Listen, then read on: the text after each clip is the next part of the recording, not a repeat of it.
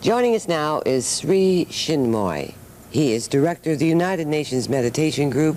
He's the author of more than 300 books on meditation and yoga, in addition to being an artist and musician. And I understand that I may address you as Guru, and that you are a God-realized spiritual master. What is God-realized, and how does one achieve it?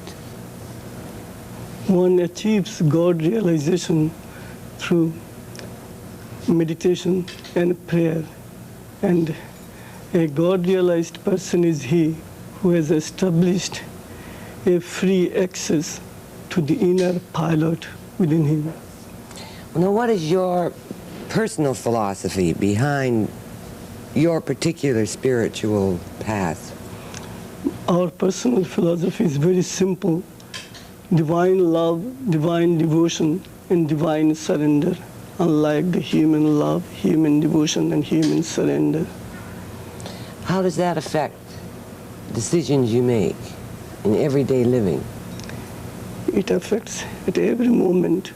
When you offer divine love, we do not expect anything from others in return.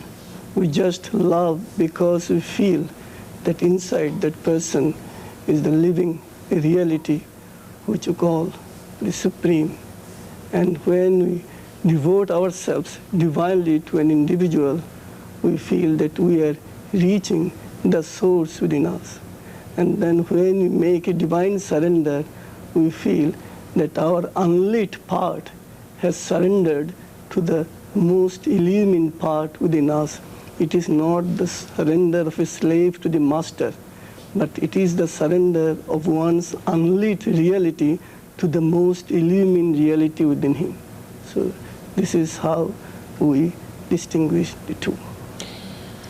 We just had a very long and interesting discussion on meditation. How important is meditation in your spiritual path? It is the most important thing in our path, and meditation is important for all the path that one has to walk along. Well, now I understand that you're an exponent of, and I may not pronounce this correctly, Shakti Yoga. Can you explain what Shakti Yoga is? No, I'm not. You are not an exponent of that? Do you practice any particular physical exercise? No, I do not advocate hatha yoga, physical postures. Only I advocate concentration, meditation, and contemplation. Do you have a mantra, as the people before were discussing? No, I do not give mantras. I find it is redundant. Again, I have nothing to say against people who are practicing mantra, but only on our path, I must say, it is on our path, it is redundant. But for others, I'm sure it is most effective. Why is it redundant for you? Because in our path, when we surrender our will to the source, we feel that the Supreme within us will guide us, mold us, shape us according to his own inner will. Do you follow any particular diet? No, well, I am a strict vegetarian, and my students are all strict vegetarian. Why vegetarianism? We know deep within us there are animal qualities. We quarrel, we fight, we are jealous of others, and we do many things undivine. Now, when we look at an animal, we see these are the animal qualities and propensities we see around us. But if we eat meat, then the qualities of the animal world enter into us. Whereas if we eat vegetables, then the mild qualities of the vegetable kingdom enters into us. So we are trying to have a quiet, mild life. Therefore, it is advisable to be vegetarian if one wants to expedite the spiritual progress. Gurudev, it is obvious to you that there are scientists out there, I'm sure, who hear you say that if one eats meat, one acquires the mentality of the animal. One becomes restless. That's all. Now here we're trying desperately to become calm and quiet and tranquil, so it will not serve our purpose. How do you respond to the skeptical scientist, though, who says, how can you prove this? Spirituality is not something to prove. And if I know what I am doing satisfies me, I do not have to budge an inch to prove to you or anybody.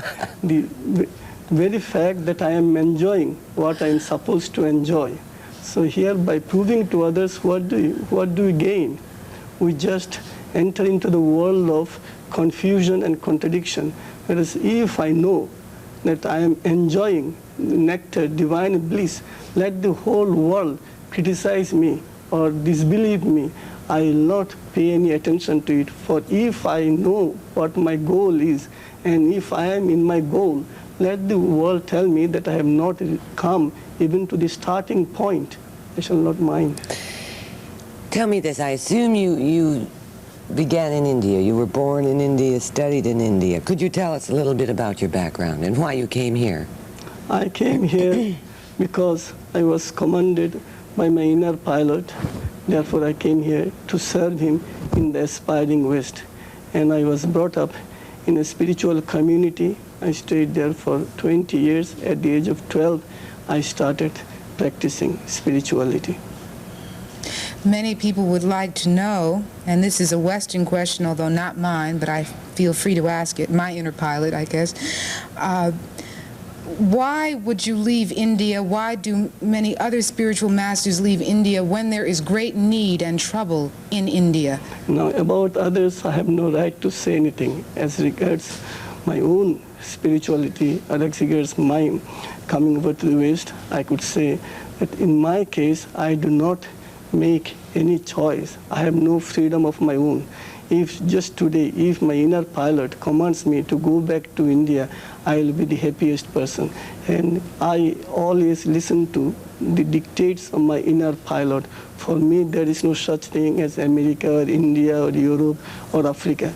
This world belongs to my inner pilot.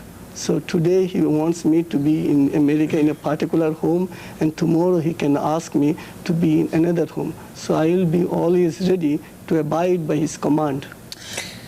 How are your spiritual lectures conducted? Most Westerners are familiar to some extent with a Mass in a Catholic church or a Protestant ceremony or a Jewish ceremony. Can you describe what you do?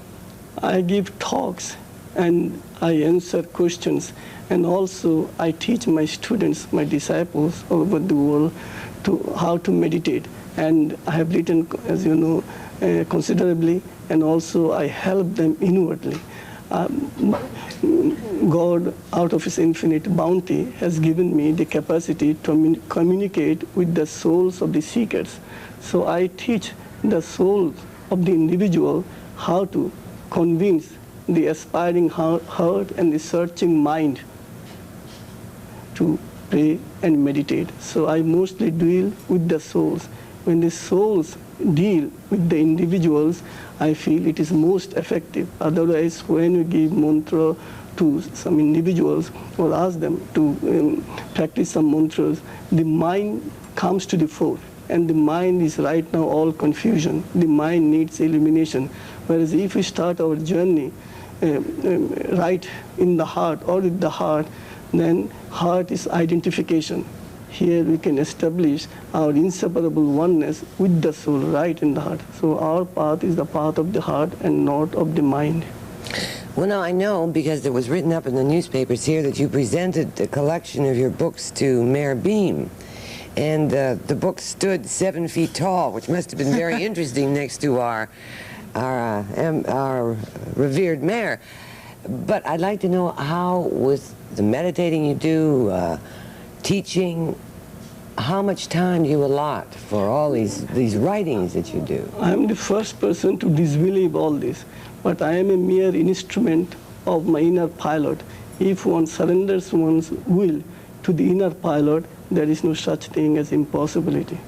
So it is the inner pilot that does everything in and through me, and I try to become a perfect instrument of his. But do you allot different times during your day to accomplish certain tasks? No, I have no set schedule. No. I entirely depend on his will. This moment he will ask me to do something, and the next moment he will ask me to do something else. And there is no hard and fast rule in my life that I shall have to devote a few hours to this. Of course, I have to go to various places and I run centers. That I have to do it at a proper time schedule. But when it is a matter of composing songs or writing or painting, I have no fixed schedule. That brings us to the point. I noticed that you brought a musical instrument with you. Could you show it to us and tell us what it is and perhaps play something? Thank you.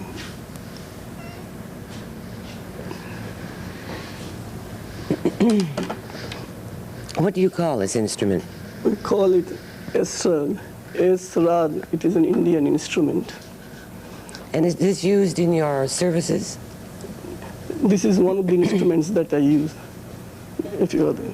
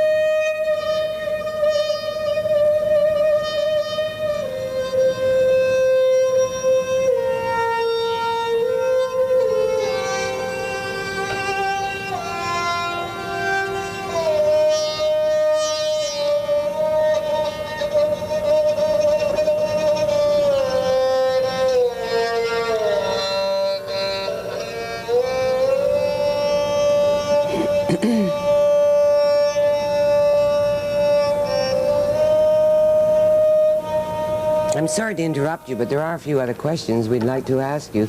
Is that particular piece of music a composition of your own? Yes, it is. This is a composition of mine. I believe you also paint. Yes, I do.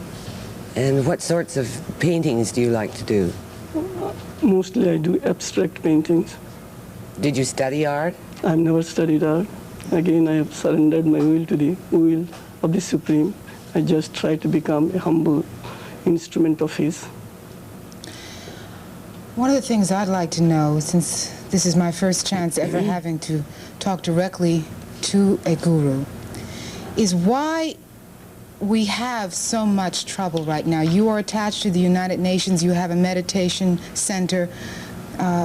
Why is there so much conflict? We have conflict in Africa. We have more crime in the streets. What is the problem as you see it?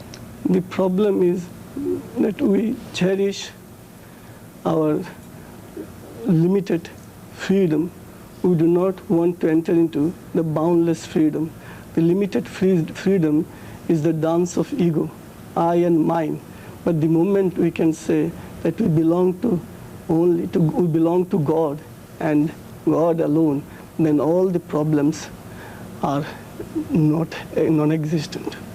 Because here I and mine, when we say I and mine, we enjoy very limited freedom.